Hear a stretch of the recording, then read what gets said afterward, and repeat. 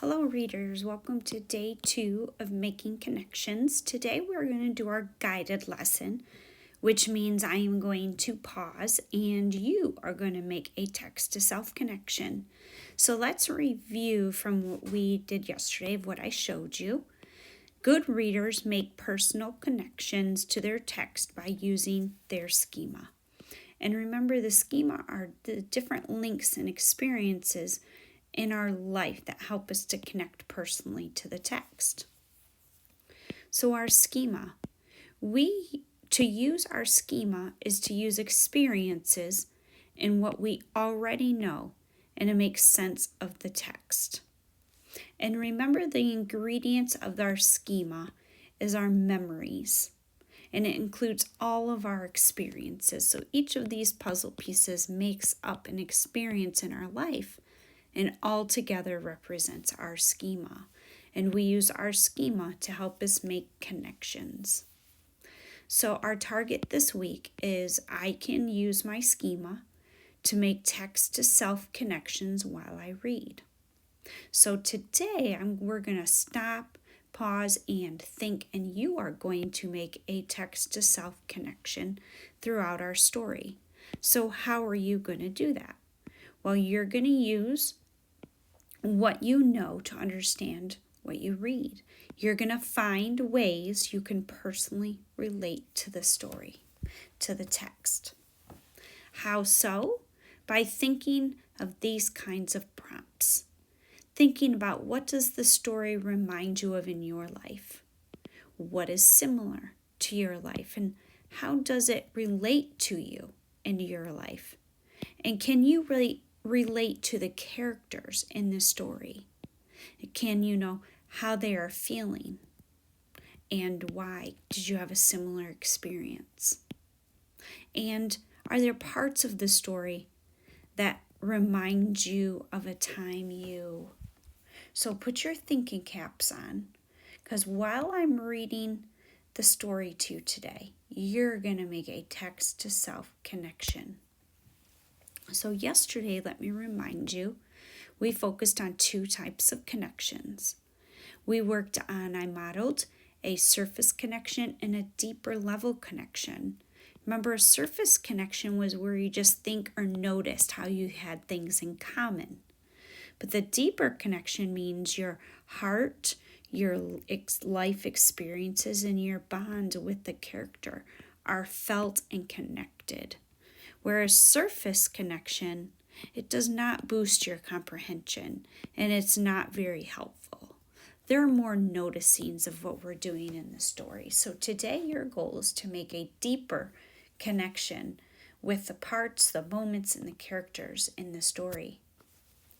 So this activity right here you will do throughout the story. When I ask us to stop and think and pause, you're going to choose one of the prompts that stands out to you, and then you're going to answer it and respond.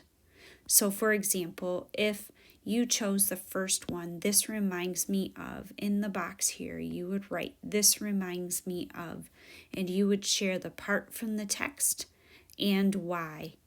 Same thing if we chose this one. This part makes me think about. You would write, this part makes me think about, and bring out those details to explain your connection. So the story we're going to read and reread together today is The Invisible Boy. The thinking cap that I want you to have on while we are rereading The Invisible Boy today is, where can you connect personally to the story, to the characters, to the actions, reactions, to the parts, to the things that happen in this story. So bring your personal experiences with us as we go on the journey of The Invisible Boy, written by Trudy Ludwig and illustrated by Patrice Barton. Can you see Brian, the invisible boy? Even Mrs. Carlotti has trouble noticing him in her classroom. She's too busy dealing with Nathan and Sophie. So think, I know you guys spend a lot of time in school and you have throughout the years and you're going to.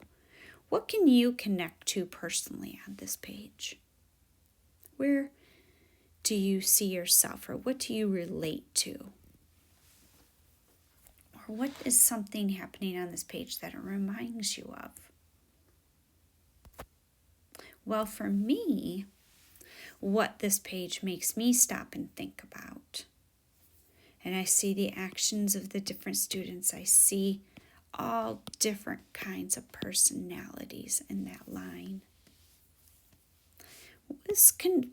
So I chose the prompt, this connects to my life because. So that's my first beginning sentence. So boys and girls, readers, you're going to choose a prompt and then answer it. So here's an example.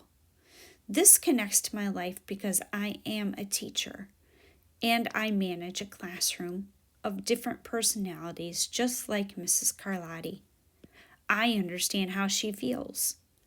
I can feel her stress, her patience, her love, and understanding for all her students.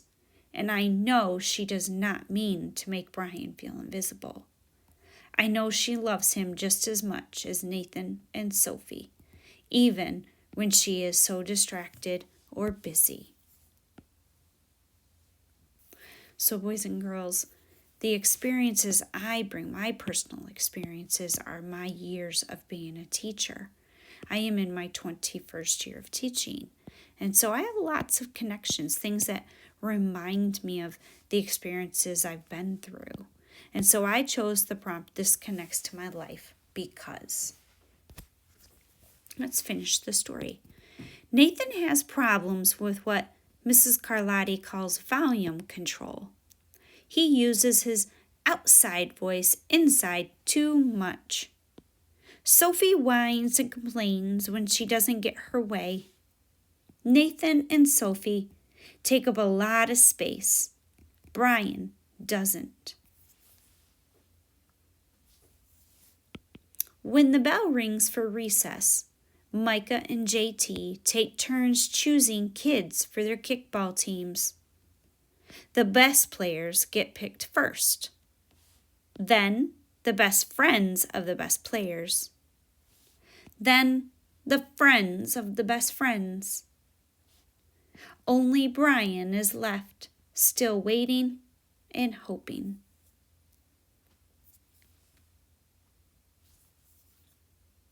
JT glances in Brian's direction and just as quickly looks away.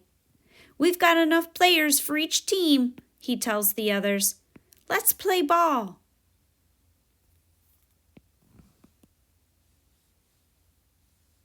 Now remember, readers, as we read and we're watching the characters, we're watching the events unroll or unravel. Pay attention. Where do you relate? Where do you connect personally?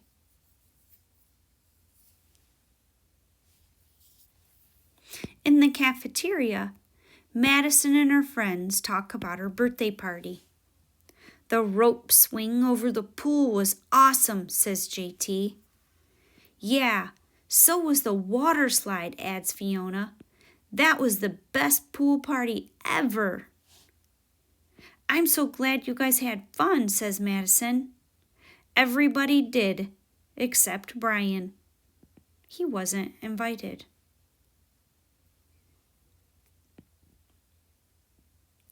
Are you relating to anything? Are you connecting to anything that's happening? So boys and girls, we're going to hit stop. We're going to hit pause. And now in your seesaw, this is student time. What so far have you made a text to self-connection to? What has the text reminded you of? Or the text connects to your life because? Or something makes you think about because? Or think about a part. And how does a part what does it make you think about? And where do you have a strong connection to? Is there something familiar, something similar? Did the illustration make you think about anything? And what made you remember a time when? And boys and girls, then in the box, in your seesaw, you are going to type out your answer. You should have 2 to 3 complete sentences. And yes, boys and girls, you should be starting with a prompt. So choose one of the prompts that you go, ooh, ooh, ooh. That makes me really stop and think about the story that I'm really connecting to. So let's take one more look at what was happening. So we have here, think about the things that were said and what the characters are doing. Same thing here.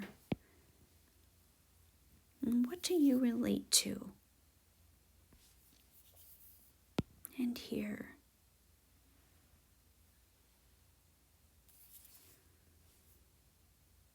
And here.